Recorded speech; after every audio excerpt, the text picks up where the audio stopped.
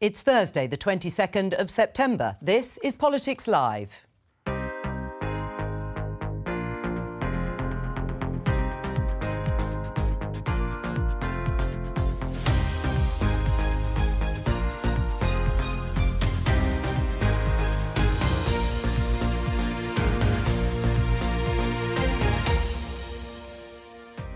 Joining me, Conservative MP Victoria Atkins, Labour MP Barry Gardiner, New Statesman Senior Associate Editor Rachel Cunliffe and Daily Telegraph sketch writer and columnist Madeline Grant. Today. Is that medically urgent for today? Will the government make it easier to speak to a GP? At the UN, Liz Truss says it's clear what her government is all about. Our long-term aim is to get our economy growing. It's an average of 2.5%. As they get ready for conference, how will Keir Starmer respond? Should visitors pay a tourism tax to stay in Wales? We've just come out of COVID last year. The last thing we need is a tax on tourism. The ban on fracking in England has been lifted. We will hang this broken promise round their neck. Do we want to maximise what we receive from the North Sea and what we receive from underneath our feet?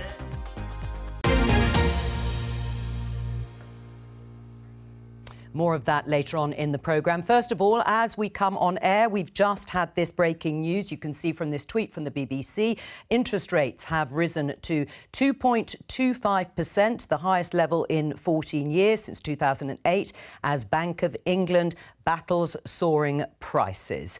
It's the seventh in a row, I think, in terms of rises from the Bank of England. But it's a busy day, so we're going to move on to the statement that we're expecting from Therese Coffey, the Health Secretary. She's about to get to her feet, outlining her plans for better access to GPs and tackling the backlog in waiting times in the NHS. But let's show you what we do know. This is a headline in the Times. NHS GP waiting times will be 2 weeks, promises Therese Coffey. That's waiting times for non-urgent appointments. She's also pledging to reduce the need for the so-called 8 a.m. scramble to book urgent GP appointments. Have you experienced that, Victoria? Yes, I have. As a mum of a 10-year-old, every so often we get into bumps and scrapes. But I know from my constituents that in the post-pandemic hangover, the NHS needs a bit of help. We have already announced and are sticking to the increased investment of £39 billion.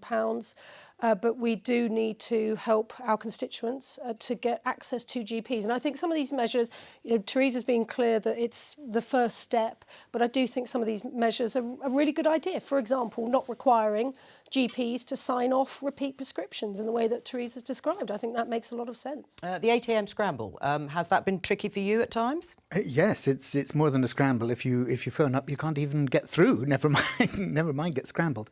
But look, it's great to have those aspirations. 2 weeks and you'll be able to see a GP. The reality is that there are not enough GPs. There are not enough medics in the health service. Last year, 27,000 medics left the NHS. That was not in the year, that was in the third quarter of the year. That was 2% of the entire NHS workforce left in a 3-month period.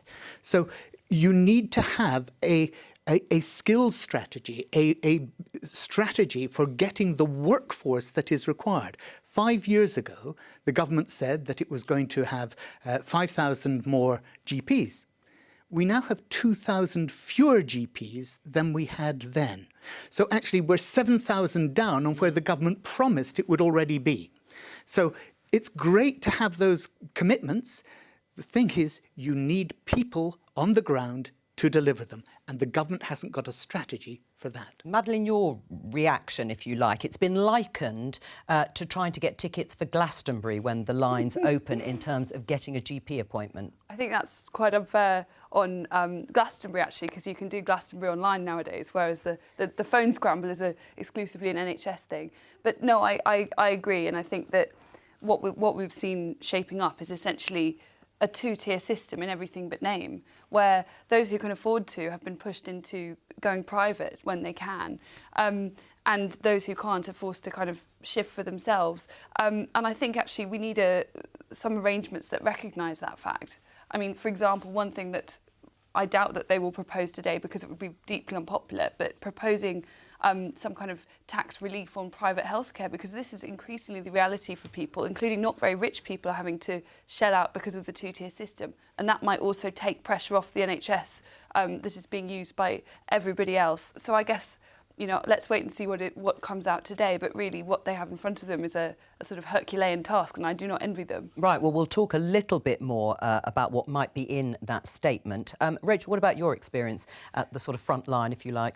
Well, I think it's a lottery. If you have a good GP surgery, which I actually do uniquely on this panel when it comes to appointments, and you are tech savvy, some of the changes that we've seen since the pandemic have been positive, being able to book online or get assessed online and then go through that process for non-urgent GP appointments. Now that's great if you've got internet access and if you can navigate that kind of system. For urgent cases, for older people, for people whose internet is less reliable, who kind of can't go through that, they're stuck on these phone lines, and you do hear of people waiting hours, getting cut off, and no way to triage people who need those appointments. So I think there's sort of a disconnect there as well, people who are able to use the technology and those that aren't.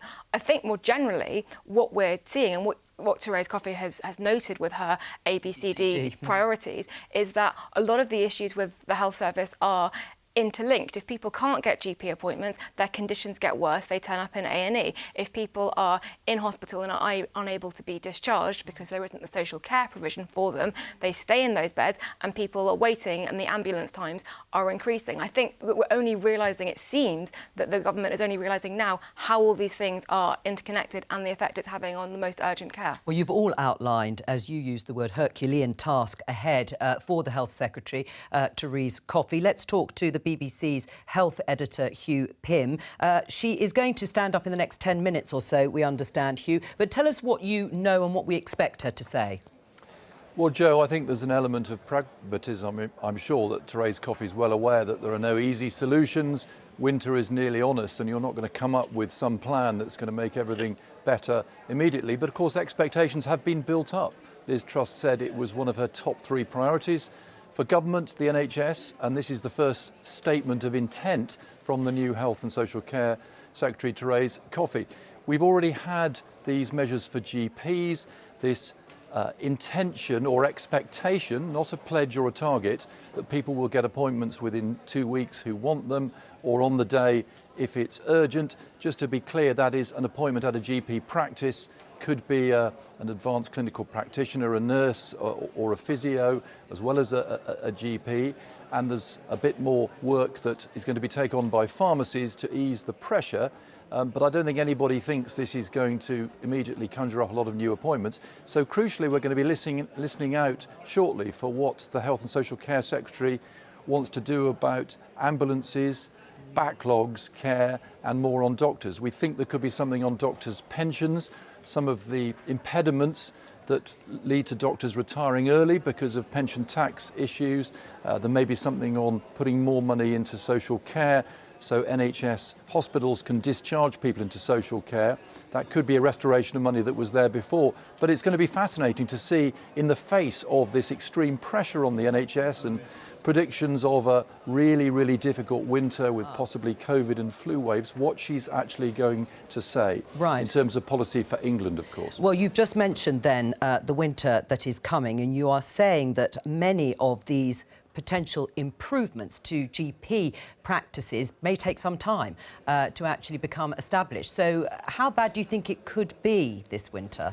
Yes, of course, workforce will take time. I mean, GPs will be given an opportunity to employ more health professionals, but that in itself takes time. The workforce issue is long term. We've heard all about the vacancies that are there, 132,000 in the NHS in England. The number of GPs has fallen. So workforce is not going to suddenly appear this winter. There will be some foreign staff being brought in, But in terms of the longer term, that is very much, we need to hear more about that. But I think the predictions are that even in an optimistic scenario, because of flu, which is expected to be quite bad this time based on the experience in Australia, some sort of COVID wave, it won't be huge necessarily, but all that adds up to a demand for more beds. And NHS England's already announced plans to try to find 7,000 more beds, partly based on new standalone units put up in the grounds of hospitals. So a very difficult time ahead, and nobody's under any illusions about the pressure that is likely on the NHS front line. Hugh Pym, thank you very much, and we will try and bring you some of that statement later on in the programme. Can I just show you this headline in The Guardian? The Chancellor Kwasi Kwarteng to shrink part-time work benefits to grow labour supply.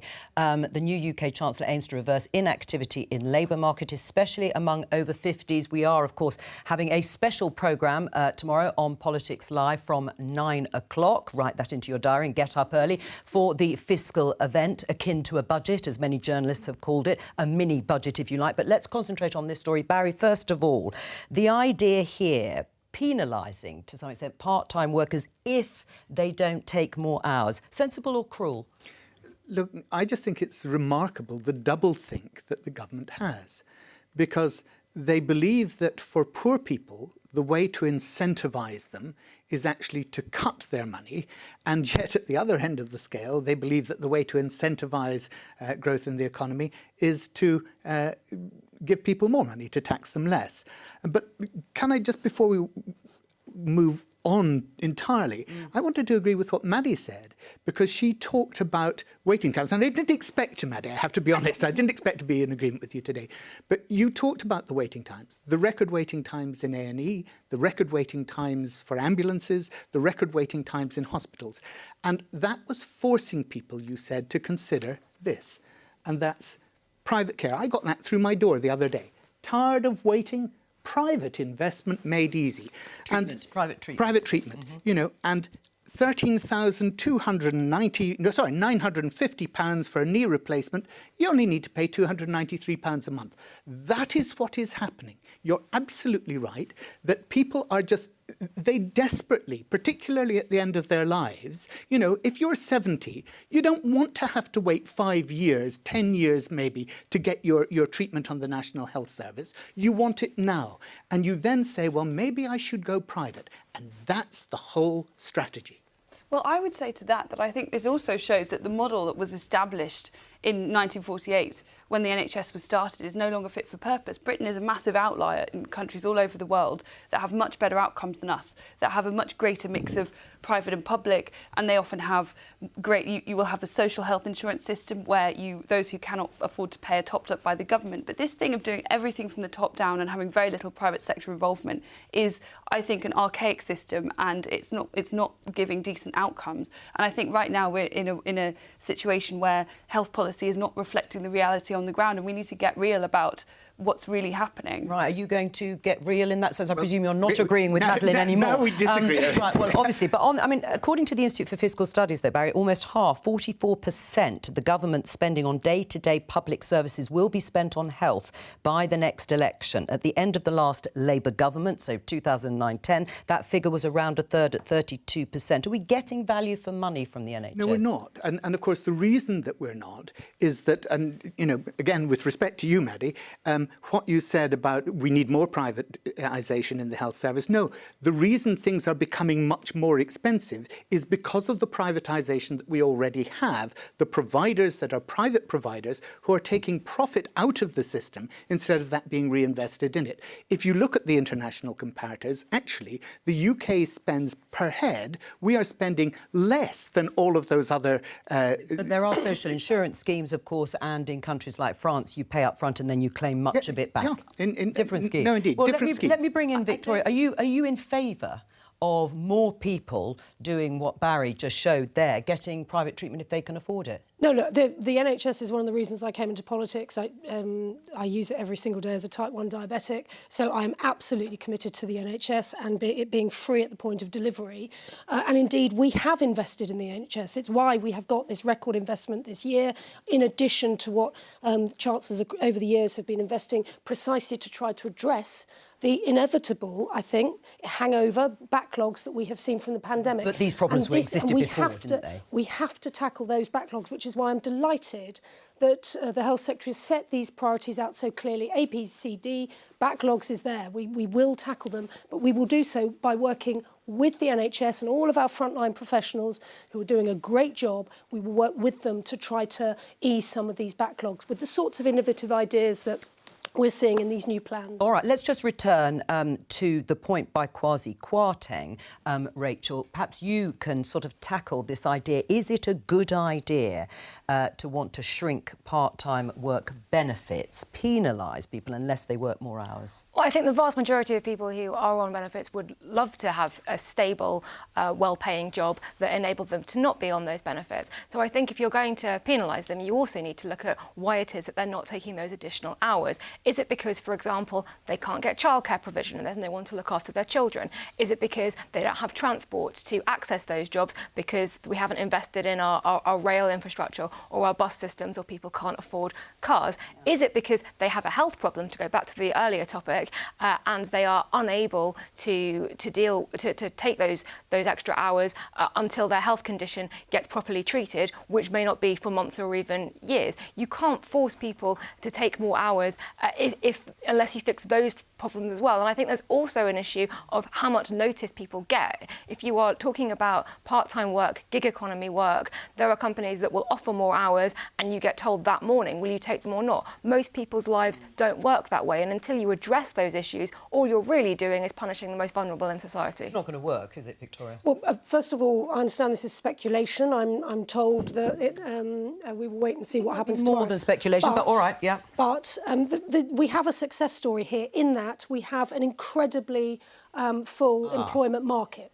So putting that policy to one side for the time being, we have record rates of employment, people in work. We know across sectors, not just the NHS, but for example, the hospitality sector, people are crying out for more chefs, more waiting staff and so on. So we have got to find ways of trying to help businesses employ people and to fill those gaps. I don't know whether these plans will come to fruition. What I am clear, though, is that when we're looking at these sorts of rules, we need to ensure that there are caveats and safety nets for people who, because of health conditions or childcare responsibilities or so on, have those safety nets from the system. Madeleine? Yes, I just wanted to come back on one thing that Victoria said a second ago, which is that healthcare would not be free at the point of use. There are plenty of systems around the world that offer healthcare that is free at the point of use, that has a social insurance system in which people are not turned away. I think that it's not America versus Britain. There are lots of other examples that we could take inspiration from, perhaps. But I understand what Therese Coffey and what Kwasi Kwarteng is sort of attempting to do here, which is to address the problem of inactivity at a time when there are many sectors that have big labour shortages. But I'm also quite concerned that a large-scale bureaucracy like this will potentially clamp down very hard on vulnerable people, that it won't necessarily be able to be sensitive to individual circumstances, and I do worry about that. Can I just remind everybody that on universal credit, there's a 5-week waiting period before you get anything. And when you then chop and change your work practices so that you don't know from one week to the next what you might be doing in terms of your hours, and you have to notify, that means that you can then suddenly find yourself back with another 5-week waiting period because you've got to make a reapplication. So all this idea that we live in a flexible economy with a flexible workforce, actually it's great for the employer. It's not great for the person, as Rachel was saying, it's not great for the person on the receiving end of that. They're trying to order their lives, they're trying to pay their rent, they're trying to feed their kids, and they don't know whether next week they'll have 30 hours or 15. That's no way to run a household economy. Victoria? Well, I actually think there's a point of agreement here that there must be, in this system, whatever the Chancellor announces tomorrow, there must be safety nets for people who, for whatever reason, may be working part-time. It may be, for example, because they have childcare responsibilities, they need to go and pick the children up from school, etc. We have got to make sure that there are those safety nets there. But also, for those who are able to access full-time employment, let's try and encourage them to do so, because we know the enormous benefits that work can have, not just in terms of the pay packet, but also our own well-being, our own welfare. But most people who can work extra hours want them because they want the income. The trouble is, at the moment, employers are paying so little that actually, in order to be able to live and feed your family, you need benefits in order to do that. Why are we allowing employers to pay people so little that they cannot, even if they're working full-time? You know, we have nurses working full-time who are using food banks because they can't afford to actually feed their families. Now, that doesn't make sense that we should then be topping up their wages from the rest of the public. If you run a company, run it for profit so that you can afford to pay your workforce a decent wage. And I think, Barry, you're in danger of agreeing with the Conservative Prime Minister in her drive for growing the economy. This is why we're so focused on growing the economy. We want higher wages. I mean, we have increased Victoria, the national living wage. Those companies are making We've increased the national living wage to £9.50, and this is how we grow our way out of some of the economic problems we're seeing at the moment. This is why high wages is very much part of that. Right, well, Victoria's inhabiting what is the sort of modus operandi of the government, as you would expect her to do. Labour Party is heading to its annual conference at the weekend. We know now the sort of ideological direction of Liz Truss's government, of the Prime Minister. This low tax, cutting regulation, anything to grow the economy, but also borrowing vast amounts of money in terms of dealing with the cost of living. Has Labour worked out how to respond? Not yet. But I think they have an opportunity to this weekend and for this conference. I think during the Conservative leadership race, there was a lot of conversation about which of the two candidates was channeling their inner Margaret Thatcher more. And I think both of them tried to play up to that. I think we can quite safely say that what Liz Truss is doing here is something that Margaret Thatcher would never have considered, which is cutting taxes, yes, but also paying for that with huge increases in borrowing. Now, the Labour Party has always been very, since they've been out of power, have had a reputation for not being careful with the economy and really working really hard to try and to leave behind those connotations. Now you've got a Conservative Party that's sort of thrown the fiscal rule book out the window and is happy to do all that borrowing, but for tax cuts. So I think the Labour message needs to be, OK, we're happy to borrow to grow our economy, but can we grow our economy by investing in skills, investing in infrastructure, making sure our public services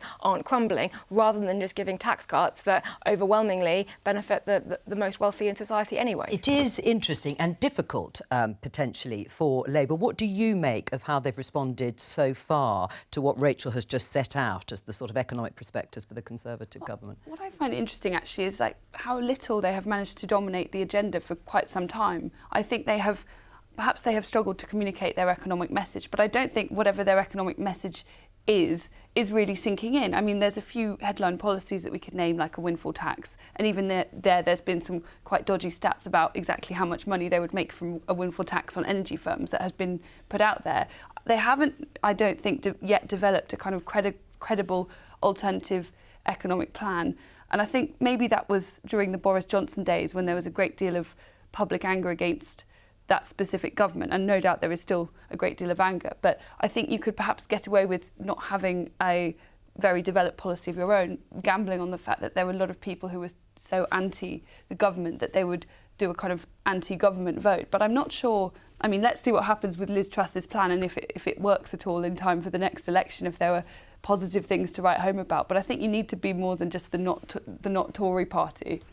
Is it enough just to wait and see if Liz Truss and the government fall over in terms of their economic plan, which is probably what you're hoping for? No, I agree with Rachel and Maddie. I think we've had enough of Keir the cautious capitalist, and we want more of Starmer the sensible socialist.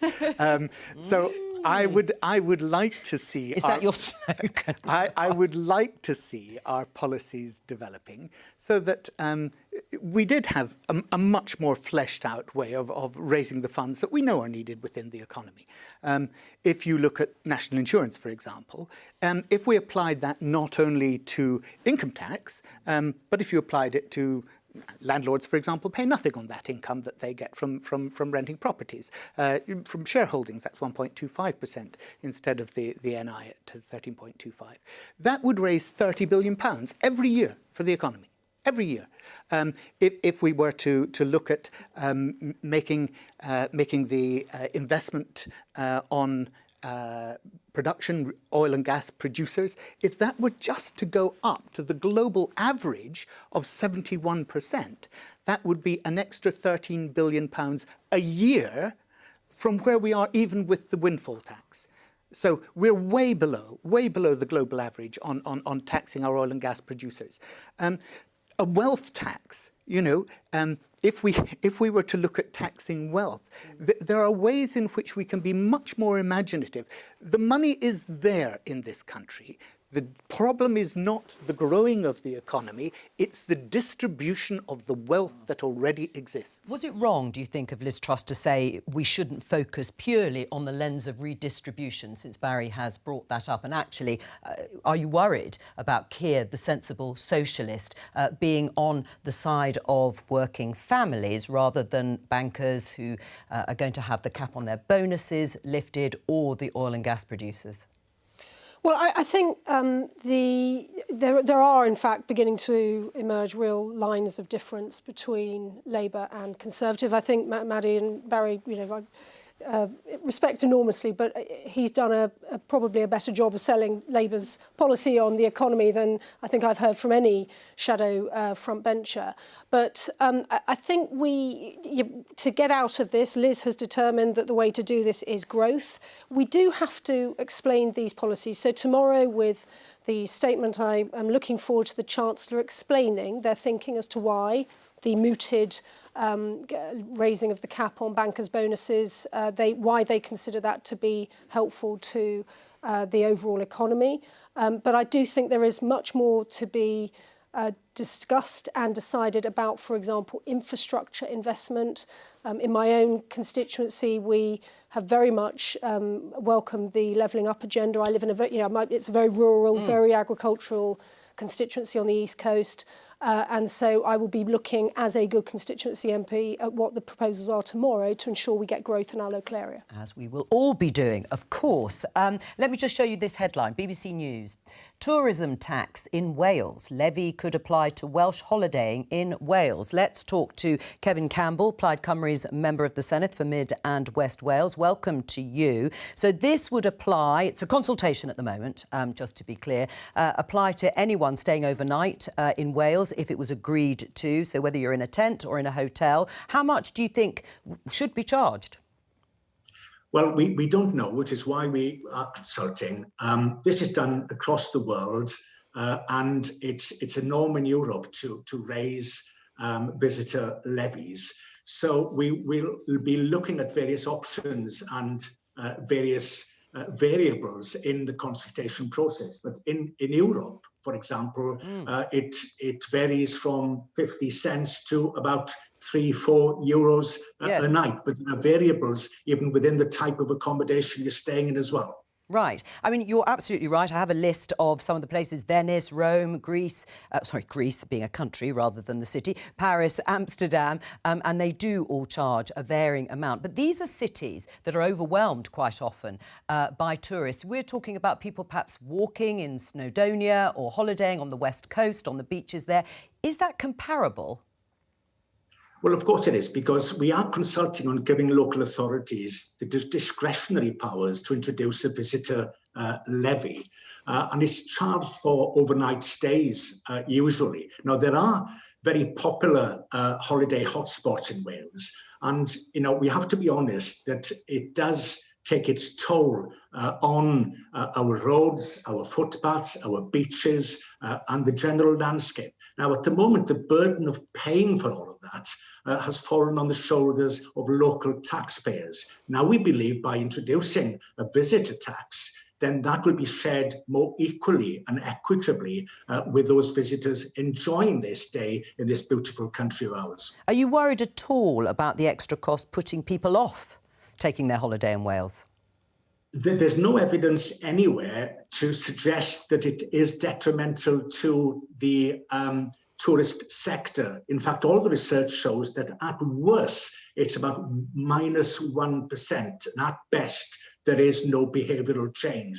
So, even with that worst case scenario, it will have a minimal effect on tourism in Wales based on worldwide research. Stay with us, Kevin, because I'm going to bring in the rest of the panel. Madeleine, can I start with you? It's being discussed also in Scotland. The First Minister there, Nicola Sturgeon, has also raised the idea of a consultation about a tourism tax. Good idea or not, for Edinburgh primarily? I don't think so. I mean, I think we heard from the gentleman earlier that it's this makes a minimal difference in countries like Italy, Greece, etc. But I'd be interested to know. I don't know off the top of my head, but I imagine they have lower VAT rates than Britain. So it's quite possible that it would still be more expensive to holiday, to stay and to consume things in tourism, in areas of tourism. And I would just say generally, taxing something means you tend to get less of it. And if fewer tourists is what they want, and particularly for Wales, which during the pandemic locked down often harder and for longer than other parts of the UK, and I think their hospitality has not quite recovered from that in the same way as other parts of the country, then go for it. But I don't think that's a very wise idea if unless if you want to clamp down on trade and patronage of businesses. Kevin, you're shaking your head. Well, it's a very negative and reactionary view. I mean, as I mentioned earlier on, there is no evidence that it has a negative effect on tourism.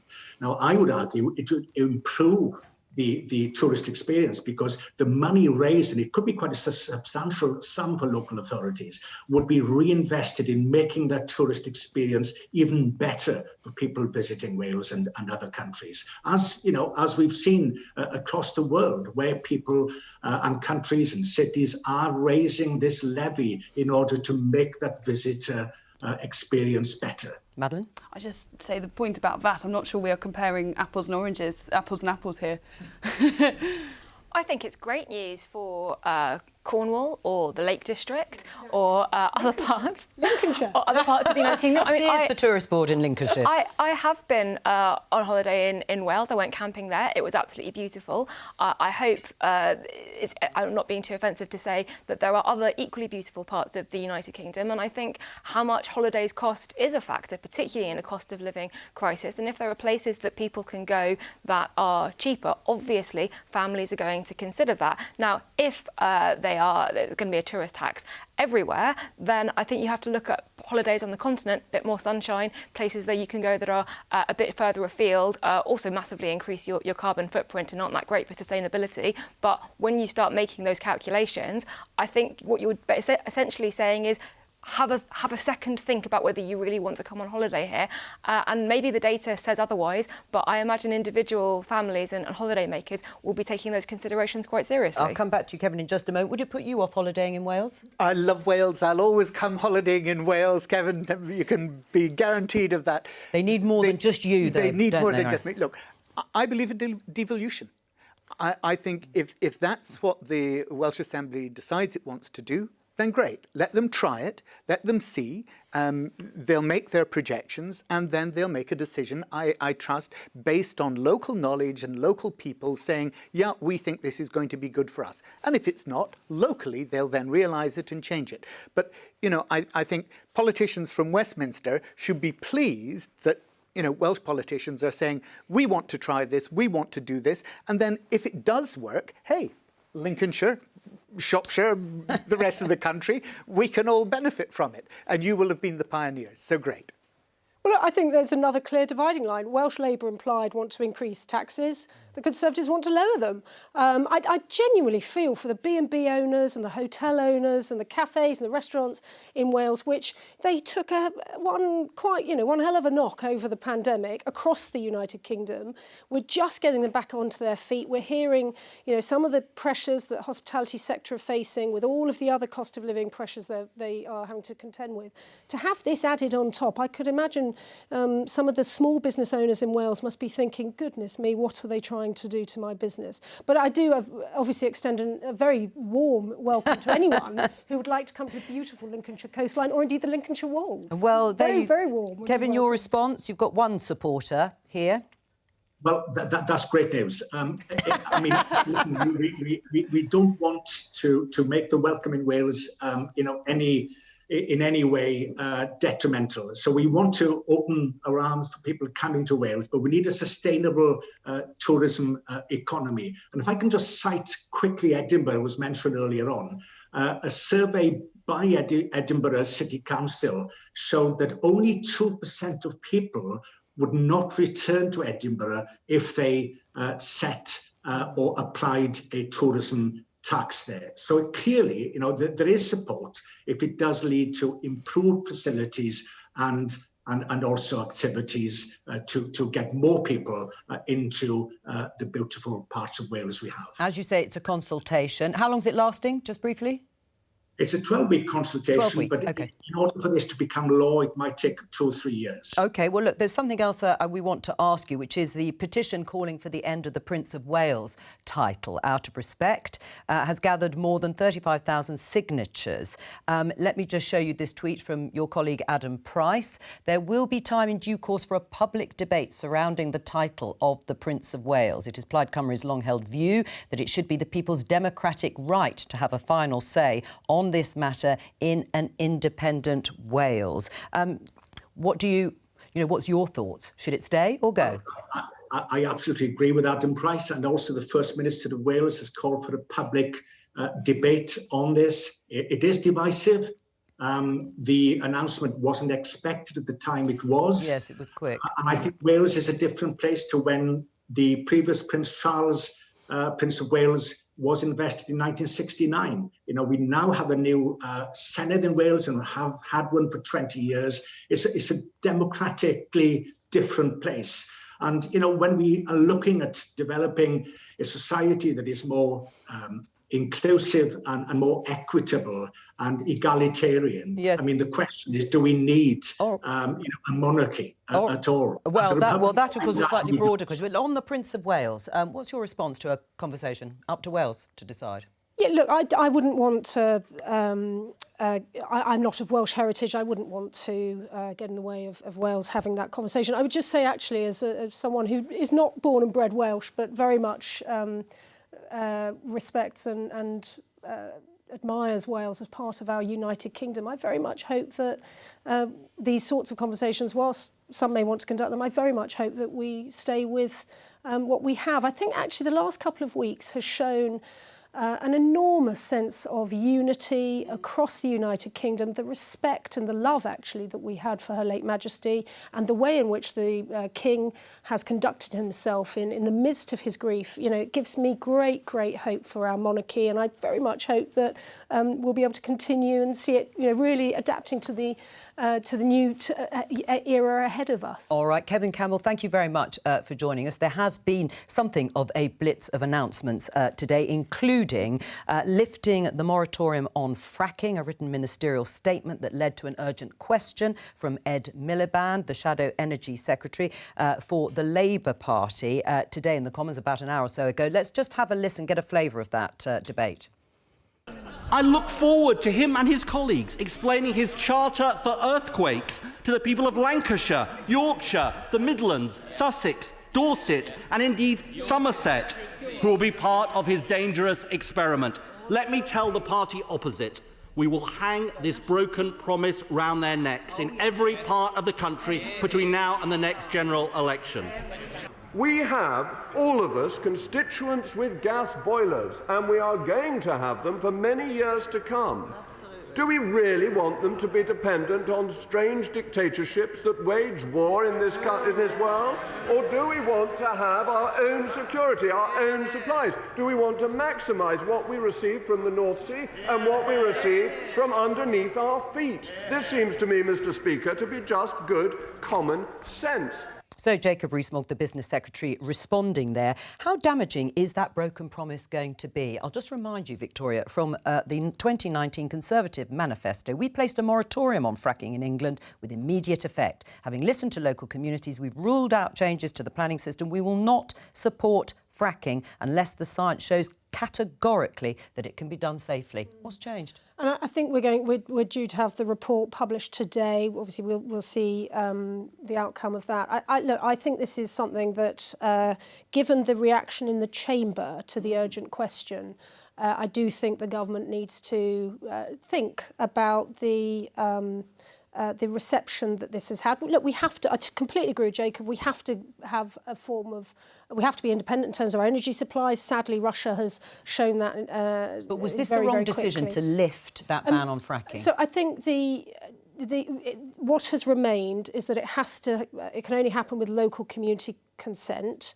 We will wait to see how that is defined. That is critical. But you'd like them to think again, wouldn't you, on this? I wasn't in the urgent question, so I did not hear Jacob's reasoning, but I think this needs very careful handling and they need to explain why these changes are proposed. I fully support the net zero commitment, which the government is continuing.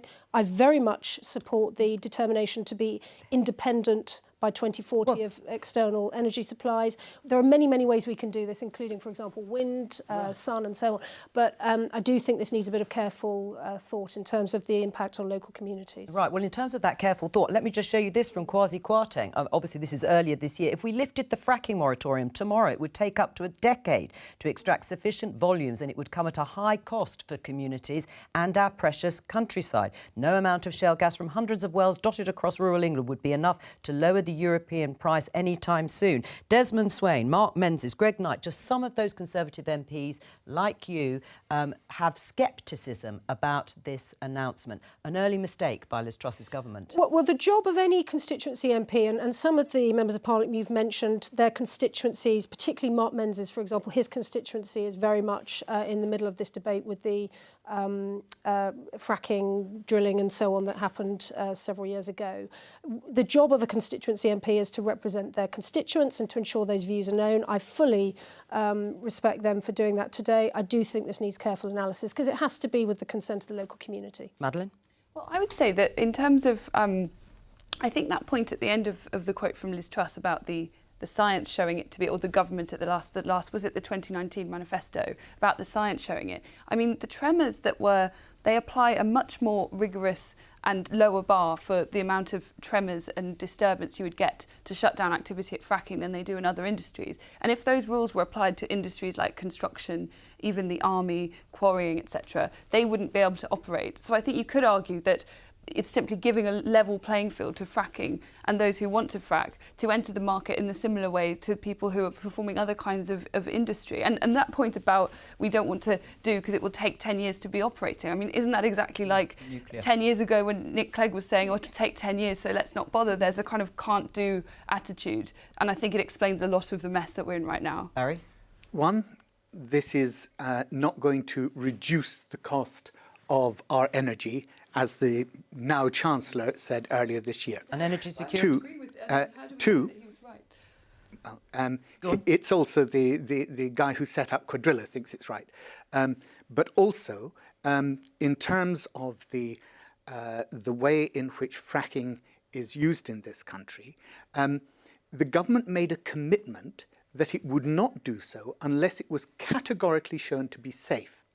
Now, in fact, they haven't shown that it is categorically going to be safe, and the British Geological Survey report, which did come out today, has said that they can't show that. So what the government is doing is it is changing the standard and saying we'll no longer accept a safety standard as low as 0.5, we'll raise that standard. That's not changing safety or risk, it's actually altering your safety standard. You've got about I'll 10 come in seconds, very Rachel, quickly. sorry. I am baffled by the difference in attitude when it comes to fracking and when it comes to onshore wind farms. Onshore wind is popular, it is cleaner, cheaper, the energy would get there quicker, it doesn't cause earthquakes, it doesn't contaminate water supplies. The fact that the government is focusing on fracking rather than onshore wind farms, there's no business case for it. It basically is essentially, they're being rather childish, I think. That's all we've got for today, but I will be back tomorrow morning with that special programme I spoke about covering the Chancellor's mini budget. It's 9 o'clock on BBC Two and iPlayer. Bye-bye.